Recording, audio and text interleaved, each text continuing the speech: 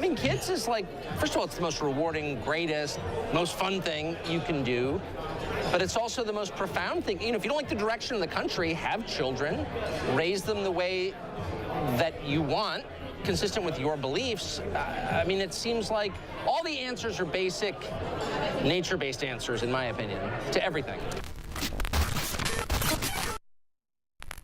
Roger and I are talking here during the break. There's a Tucker Carlson clip. We may go to this, saying if you don't like the direction of the country. In fact, let's just roll to this now. Let's go to this Tucker Carlson clip, clip 8, from last night, talking about people complaining about the direction of the country.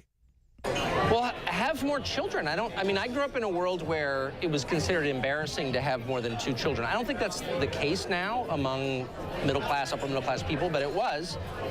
And having kids is like, first of all, it's the most rewarding, greatest, most fun thing you can do.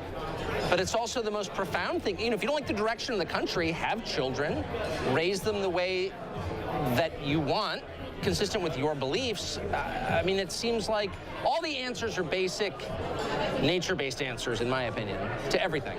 And that's the most basic of all. Have more kids. Raise decent children. Tucker, don't give them any ideas. These people are already indoctrinating our children.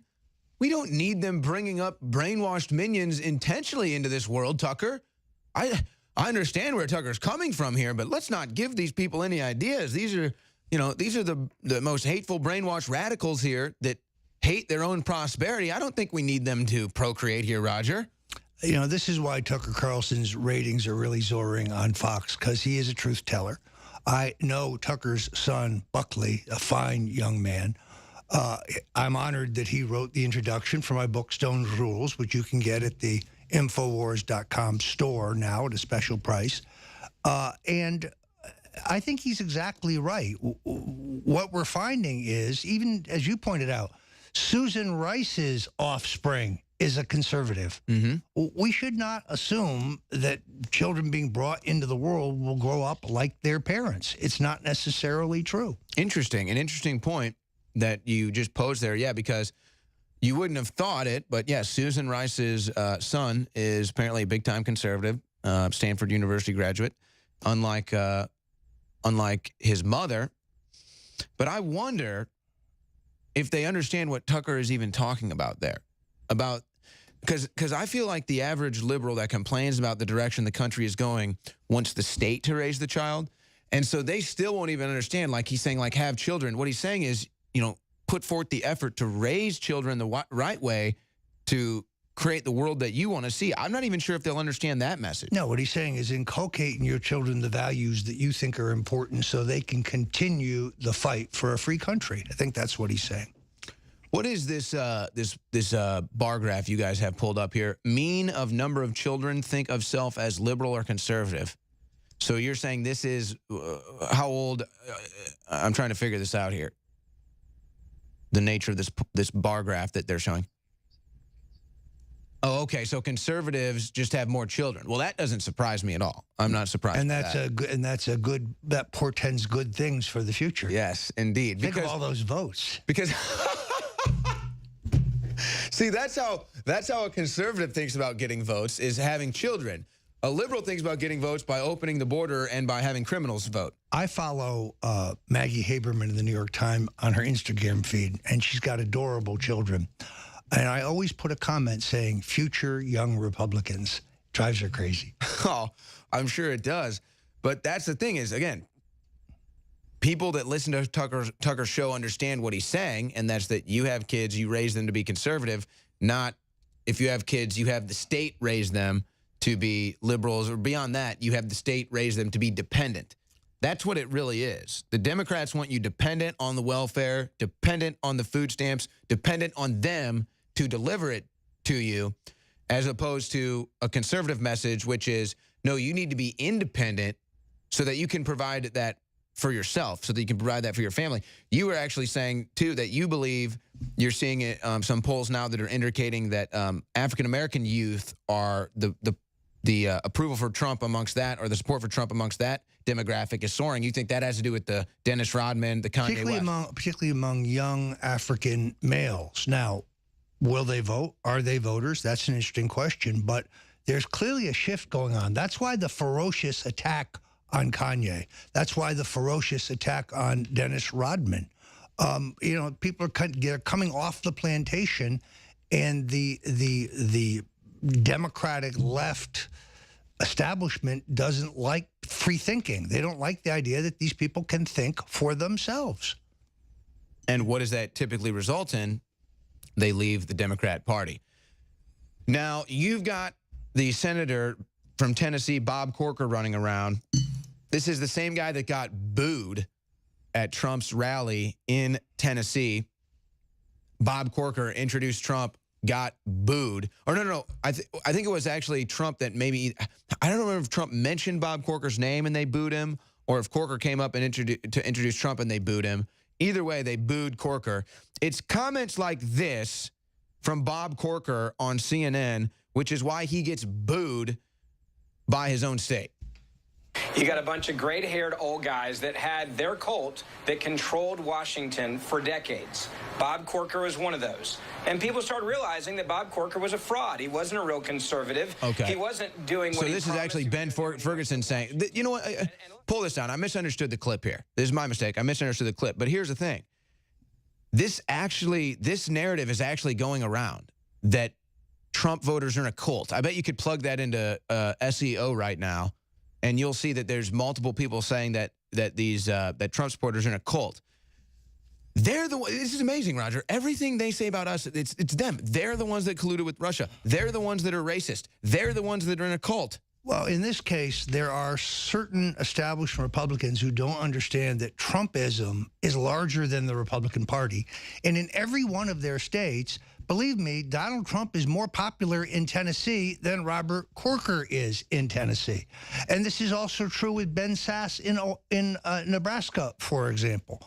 So every Republican president has remade the party in their own image. Lincoln, Eisenhower, Reagan, and so on. And so it is true with Trump.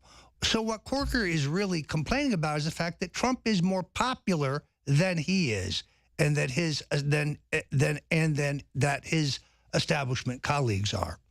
So the crew just found it. It was Trump who mentioned Bob Corker. They all booed. And Bob Corker did say the GOP is becoming cult-like under Trump. You know, Roger, here's what I think one of the problems is, it's like there's such a disdain and hatred for the Republican Party, not just amongst the left and Democrats, which, okay, but there's also a disdain for the Republican Party amongst many centrists. And I think it's because they see the R behind Trump's name, they have this distaste for Donald Trump, but they don't understand. He ran under the Republican Party because he understood that was the track to get into the White House. He didn't run as a Republican because he's a member of the Republican Party. He ran as a Republican because he saw that that's where the dominoes were aligned to fall by getting the Republican nomination and winning as a Republican. Look, he correctly figured out in 2000 when I was trying to convince him to run for president as the Reform Party candidate that you could only get elected president as one of the nominees of the two major parties. Secondarily, though, if you look at the results of the election in Wisconsin, in Michigan, in Pennsylvania, and Ohio, you will see that he was able to outperform Mitt Romney and John McCain before him because he's had this ability to reach beyond the Republican Party. That's building a new coalition, and if he continues on the current track of economic prosperity and peace abroad, you're going to have a whole new realignment, a whole new coalition. Choosing the Second Amendment issue as a centerpiece for 2018 is one of the biggest mistakes the Democrats can make because it gets us beyond country club Republicans. Many Second Amendment supporters are not Republicans. They're Democrats. They're blue-collar, working-class Democrats or independents who will vote with us on that key issue. Well, don't you feel like that is just a path that they've chosen to go down because they're starting to realize here as the midterms approach that the hate Trump message, the hate Trump campaign is not going to lead to victory. So they're falling back on the next best thing for them, which is to attack the Second Amendment and demonize guns. Don't you think that might have something to do with this? Well, look, I think they want to take away our guns because what they really want to do is take away our First Amendment rights. What they really want to do is kneecap us on the internet, censor us, take us off YouTube, take us off Facebook. This is the war that's being waged on InfoWars even as we speak. And they know it'll be a lot easier if they can remove people's Second Amendment rights. And this is why your support at InfoWarsStore.com is so important. And this is why we're doing a 34-hour broadcast spectacular right now. It's going to go all the way through till tomorrow at 6 p.m., the conclusion of the War Room, which is hosted by myself and Roger Stone. But on the other side, Alex Jones is going to be joining us, making his debut on this 34-hour broadcast spectacular. The release of the IG report to come soon. James Comey is going to be totally exposed for rigging the Hillary Clinton email investigation. It's all coming up next on the Alex Jones Show. Don't go anywhere. You know, someone very profoundly once said many years ago that if fascism ever comes to America, it'll come in the name of liberalism.